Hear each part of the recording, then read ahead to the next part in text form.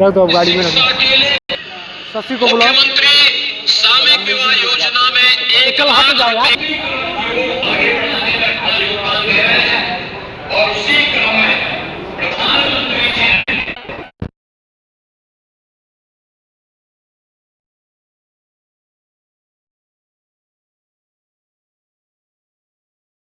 एक आदमी से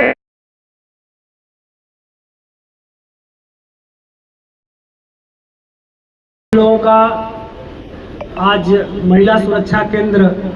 की ओपनिंग उत्तर प्रदेश के यशस्वी मुख्यमंत्री जी के कर कमलों द्वारा वर्चुअल मोड में ठीक 11 बजे अब से 8 मिनट बाद प्रारंभ होगा। तब तक इसके उद्देश्य और इसके रूपरेखा के बारे में हम आपको संज्ञानित करा दें। जैसा कि आप सभी जानते हैं कि मिशन शक्ति का आरंभ वर्ष 2020 में माननीय मुख्यमंत्री उत्तर प्रदेश सरकार के कर कमलों द्वारा फेज 1 के माध्यम से प्रारंभ हुआ था। ठीक उसी प्रकार से वर्ष 2021, 2022, 2023, 2024 और ये 2025 इसमें शारदीय यानी कि जाड़े की नवरात्र और ग्रीष्मकालीन नवरात्र 2 फेजों में हर साल यह कार्यक्रम एक मिशन के रूप में मनाया जाता है। विशेष तौर से इस कार्यक्रम में जब फेज 1 प्रारंभ हुआ था 2020 में, उसमें एंटी रोमियो टीम पुलिस की अलग काम कर रही थी। उसके बाद कुछ सुधार हुए और फिर महिला बीट पुलिस अधिकारी जैसे बीपीओ कांस्टेबल, हेड कांस्टेबल होते हैं पुरुष वर्ग में, ठीक उसी तरह से महिलाओं को भी बीट आवंटित हुए। उसके बाद आप एक पिंक बूथ परिवार परामर्श केंद्र की स्थापना शासन के निर्देश के ही क्रम में परिक्षेत्रीय कार्यालय के निर्देशन में प्रारंभ किया गया था। माननीय मुख्यमंत्री जी का यह विजन है कि महिला सुरक्षा को लेकर हर थाने पर, प्रदेश के जितने भी लगभग 1700 थाने हैं, सभी थानों पर महिला सुरक्षा केंद्र के रूप में इसको स्थापित किया जाए, जिस महिला सुरक्षा केंद्र में सारी चीजें अपने आप में समाहित हो जाएंगी, जिसमें बीट पुलिस अफसर महिला के रूप में जो काम कर रही थी, एंटी रोमियो टीम के रूप में जो काम हो रहा था, पिंक बूथ के रूप में जो काम हो रहा था और परिवार परामर्श केंद्र के रूप में जो काम हो रहा था, साथ ही साथ हर थाने पर महिला हेल्प डेस्क एक काम करता था, जो सामने अपने थाने पर भी ये शीशे का बनाया गया है, ये महिला हेल्प डेस्क के रूप में काम करता था। अब इस सबको समाहित करते हुए प्रत्येक थाने पर महिला सुरक्षा केंद्र बना दिया गया है, जहां पर महिलाओं को, जो कांस्टेबल से लेकर इंस्पेक्टर तक महिला पोस्टेड हैं, उनको महिला संबंधी सभी अपराधों में इन्वेस्टिगेशन, विवेचना तक की जिम्मेदारी, गिरफ्तारी तक की जिम्मेदारी, महिलाओं की काउंसलिंग तक की जिम्मेदारी और विगत वर्षों में लगभग मान लीजिए 10 वर्षों में अगर महिला संबंधी कोई अपराध कहीं हुआ है, छेड़खानी का, रेप की कोई घटना हुई है, उन पीड़िताओं के घर महिला सिपाही, दीवान, सब इंस्पेक्टर, इंस्पेक्टर लोग जाएंगे और जाकर महिलाओं से वार्ता करेंगे। अगर वो परिस्थितियां अभी विद्यमान हैं, जिस लड़के ने उस महिला से छेड़खानी किया था, रेप किया था, रेप की कोशिश किया था, परेशान कर रहा है, परिस्थितियां विद्यमान हैं, तो समाज में संदेश जाना चाहिए कि इस 22 तारीख से जो फेज 5 का एक कार्यक्रम प्रारंभ हो रहा है, इसमें उन शोधों के खिलाफ, उन अपराधियों के खिलाफ एक कड़ी कार्रवाई पूरे प्रदेश में एक साथ 1 महीने के अंदर की जाएगी। तो अगर इस तरह के समाज में व्यक्ति अभी मौजूद है जिसने पहले भी कोई घटना किया है और परिस्थितियां अभी विद्यमान है, तो उनको एक खुले मन से संदेश चला जाए कि इस 1 महीना में वो कतई बचने वाले नहीं है, सलाखों के पीछे होंगे और जितनी अधिक कठोरतम कार्रवाई उनके खिलाफ हो सकती है, मतलब अभियोग पंजीकरण से लेके गिरफ्तारी और भी पुलिस जो कार्रवाई कठोरतम करती है, आप समझ पा रहे होंगे, उतनी कठोरतम कार्रवाई उनके खिलाफ इस 1 महीने के अंदर पूरे प्रदेश में एक साथ किया जाएगा, ताकि ऐसे लोग जो समाज में महिलाओं और बच्चियों में भय का माहौल पैदा किए हैं, बच्चियां स्कूल नहीं जा पा रही हैं, या अपना सर्वांगीण विकास नहीं महिलाएं कर पा रही हैं, वो निर्भीक होकर समाज में अपना काम करें। जैसे कि हम लोग देखते हैं बेंगलोर को सेफ सिटी कहा जाता है कि बेंगलोर में महिला को काम करना बड़ा आसान रहता है। आप देखते होंगे आईटी क्षेत्र में या कंप्यूटर के क्षेत्र में, बीपीओ के क्षेत्र में, या जो भी कंपनियां हैं, महिलाएं वहां बेंगलोर में ज्यादा काम करती हैं क्योंकि उनको लगता है कि हम ज्यादा सुरक्षित वहां महसूस करते हैं। ठीक उसी प्रकार का माहौल अपने उत्तर प्रदेश में पैदा करना है और कुछ हद तक पैदा हो भी गया है। इन शोधों के खिलाफ, अपराधियों के खिलाफ ऐसी नजीर पेश की जाए कि महिलाएं रात में भी जाकर कंपनियों में, प्राइवेट संस्थाओं में, सरकारी संस्थाओं में बेहिचक अपना काम कर सके। उस संबंध में कुछ आदेश निर्गत किए गए हैं, उस आदेश को मैं शॉर्ट में बताऊंगा। अपर पुलिस महानिदेशक महिला एवं बाल सुरक्षा संगठन AIPS है, सीनियर IPS पद्मजा चौहान महोदया द्वारा 15/9/2025 को एक लेटर जारी किया गया है जिसमें बताया गया कि प्रदेश के प्रत्येक थाने में प्रस्तावित महिला सुरक्षा केंद्र की स्थापना हेतु आवश्यक संसाधन, जनशक्ति आदि की व्यवस्था सुनिश्चित कराए जाने के संबंध में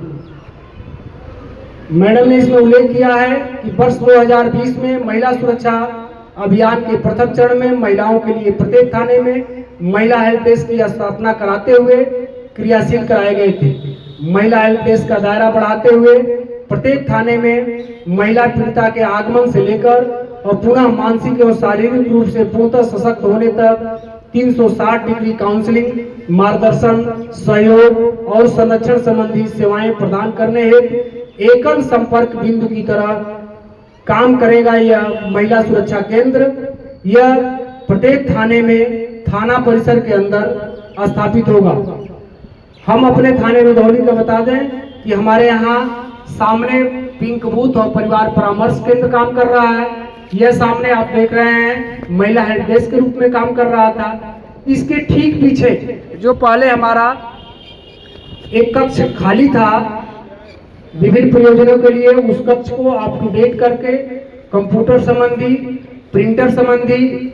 वाईफाई संबंधी और हमारी कुर्सी, मेज,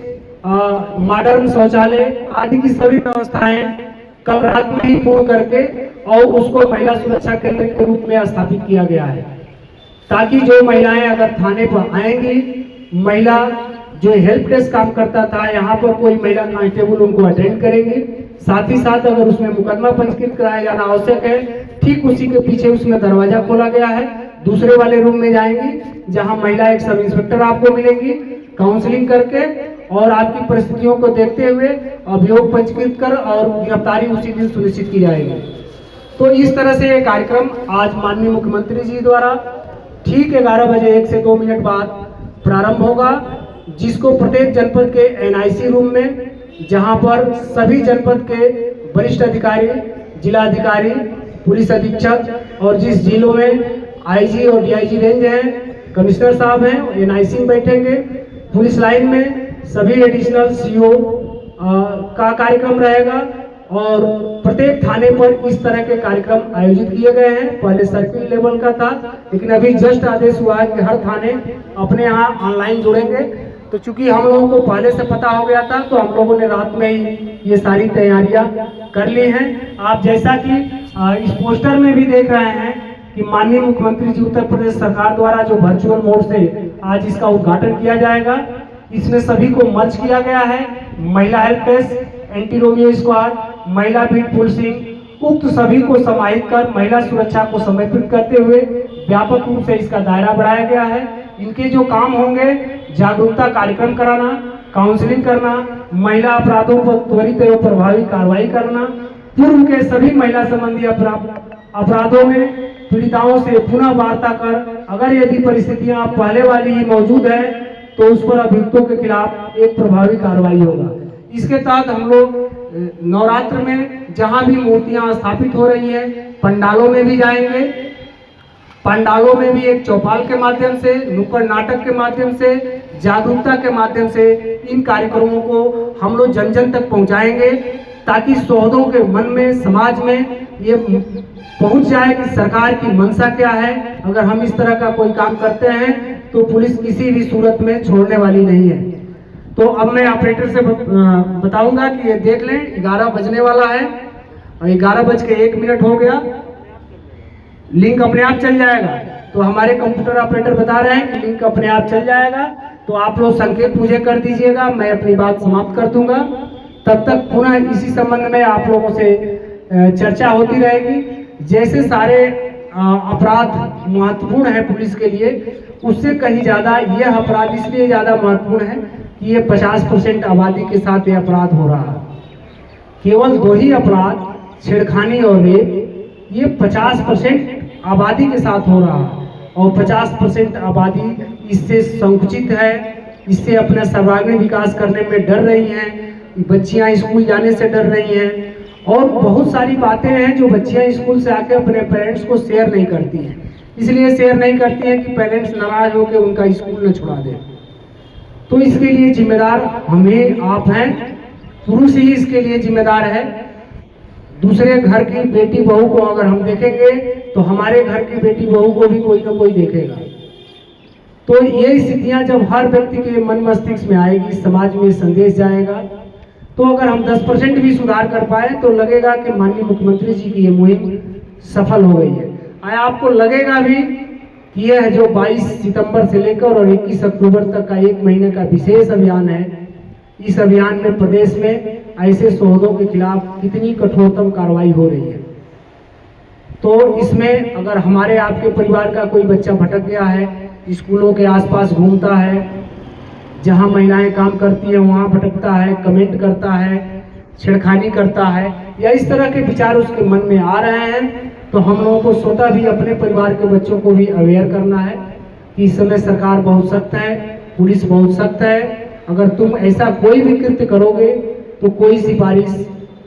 कोई लगाव, कुछ भी काम करेगा नहीं, क्योंकि पुलिस जो है सरकार की मंशा के अनुरूप ही काम करती है। चूंकि पुलिस राज्य सूची की विषय का अंग है, जैसा कि अगर आप संविधान पढ़े होंगे तो उसमें 3 सूचियां होती हैं, राज्य सूची, संघ सूची, समवर्ती सूची। संविधान में इन तीनों सूचियों में अलग अलग विभाग बांटे गए हैं कि राज्य सूची में कितने सब्जेक्ट रहेंगे, 50 के आसपास है, संघ सूची में कितने रहेंगे और समवर्ती सूची में। इसका मतलब सीधा सीधा समझिए कि जो सूची राज्य सूची के अंतर्गत है उसमें कानून बनाने का अधिकार केवल राज्य को है, जो सूची संघ सूची के अंतर्गत है उसमें कानून बनाने का अधिकार सेंट्रल गवर्नमेंट का है, जो सूची समवर्ती सूची में है उसमें केंद्र और राज्य दोनों कानून बना सकते हैं। एक एक उदाहरण देकर आपको समझाते हैं। जैसे गाय है, गाय पर कानून बनाने का अधिकार राज्य सूची में है, तो उत्तर प्रदेश गोवध निवारण अधिनियम बना हुआ है, बिहार स्टेट नहीं बनाया है, सेंट्रल गवर्नमेंट बना नहीं सकता क्योंकि ये राज्य सूची का विषय है। ठीक उसी प्रकार समझिए पुलिस राज्य सूची का विषय है, इसमें राज्य सरकार ही पुलिस के लिए कानून बना सकती है, सेंट्रल गवर्नमेंट नहीं बना सकती है। तो ये राज्य सरकार ही बनाती है कि हमको अपनी पुलिस को कैसा रखना है। जैसे विदेश मंत्रालय है, जैसे संचार विभाग है, जिसे हम लोग जो मोबाइल यूज करते हैं, कंपनियां लगती हैं, BSNL, एयरटेल, जियो, वोडाफोन, आप नाम सुनते होंगे, ये संघ सूची का विषय है। तो इस पर राज्य सरकार कोई कानून नहीं बना सकती है, इस पर सेंट्रल गवर्नमेंट ही कानून बनाएगी। तो ये सूचियां बटी हुई है कि किस पर कौन सी सरकार कानून बनाएगी, किस तरह से उसको विनिमय करेगी। पुलिस राज्य सूची का विषय है, इसलिए राज्य सरकार के अधीन काम करती है। आरोप प्रत्यारोप लगाए जाते रहे हैं कि पुलिस क्यों जो है सरकार की मंशा के अनुरूप काम कर रही है, पुलिस सरकार के इशारे पर चल रही है। तो पुलिस इसलिए चल रही है कि संविधान में दायरा बना हुआ है कि पुलिस राज्य सूची का विषय है, जैसा सरकार हमारे लिए कानून बनाएगी वैसा हमको काम करना है, यह हमारा संवैधानिक कर्तव्य है, इससे हम भटक नहीं सकते। तो जो नहीं जानते हैं संविधान को वो आरोप लगाते रहते हैं कि पुलिस क्यों सरकार के अनुसार काम कर रही है। इसलिए कर रही है कि ये सीधा सीधा संविधान में लिखा हुआ कि जो सरकार आएगी, जैसा कानून बनाएगी वैसा वहाँ की पुलिस वहाँ की काम करेगी। तो सरकार की मंशा बिल्कुल साफ है, महिलाओं के प्रति कोई भी हिंसा, महिलाओं के प्रति कोई भी यौन उत्पीड़न, महिलाओं के प्रति कोई भी छेड़खानी, महिलाओं के विकास में कोई भी रुकावट, इसके लिए जो भी पुलिस को बन पड़ेगा चाहे कानूनी दायरे में या कानूनी दायरे से बढ़कर आगे जाने में उतना पुलिस इसमें काम करेगी और महिलाओं को उत्तर प्रदेश पुलिस में, उत्तर प्रदेश राज्य में सुरक्षित महसूस का वादा उत्तर प्रदेश पुलिस कर रही है। शशि शुरू हो गया, तो अभी मैं कंटिन्यूअस ही रहता हूँ। आप लोग अल्प सूचना पर यहाँ पर आए हैं, हृदय से ये रुधौली पुलिस आपका स्वागत, अभिनंदन, वंदन करती है और आपसे अपेक्षा है कि इस एक महीने के कार्यक्रम में एक मिसाल पेश करना है और उस मिसाल के तहत हम आपसे अपेक्षा करते हैं कि अगर आपके पास कोई दुर्गा प्रतिमा पंडाल लगा हो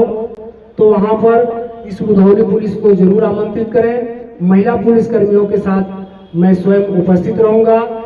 और अधिक से अधिक पंडालों में, जैसा कि अभी तक हमको आंकड़े मिले हैं, कुल 244 पंडाल इस रुधौली थाना क्षेत्र में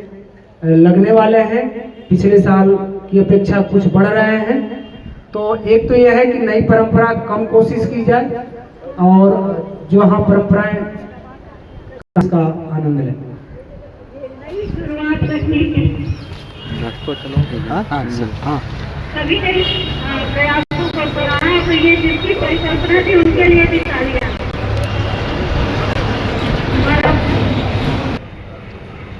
इसका अलग वीडियो बना ले पाना काट के।